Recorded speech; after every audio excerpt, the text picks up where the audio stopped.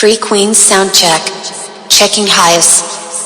सावन ने आज तो मुझको भिगो दिया, हाय मेरी लाज ने मुझको डुबो दिया। माना अनजान है तू मेरे वास्ते, माना अनजान हूँ मैं तेरे वास्ते।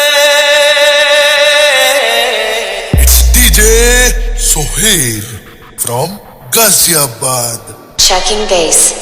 दिल ये बेचैन वे, रास्ते पे नैन वे, दिल ये बेचैन वे, रास्ते पे नैन वे, जिंदगी पे हाल है, सुर है ना ताल है, आजा सांवरिया, ताल से ताल मिला, ताल से ताल मिला। दिल ये बेचैन वे, रास्ते पे नैन वे, जिंदगी पे हाल है, सुर है ना ताल है, आजा सांवरिया, ताल से ताल मिला, ताल से ताल मिला। It's DJ Sohail.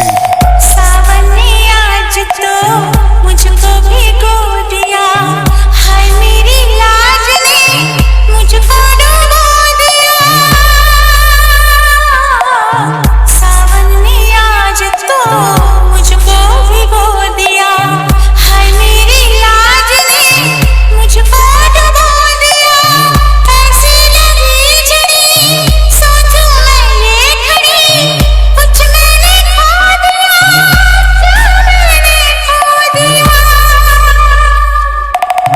चुप क्यों है बोल तू, संग मेरे डोल तू, मेरी चाल से जाल मिला, ताल से ताल मिला, ताल से ताल मिला। It's DJ Sohail. माना अनजान है तू मेरे वास्ते, माना अनजान हूँ मैं तेरे वास्ते। माना अनजान है तू मेरे वास्ते, माना अनजान हूँ मैं तेरे वास्ते।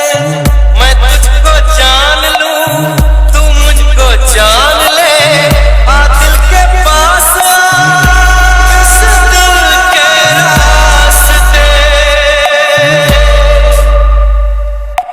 It's DJ Sohail.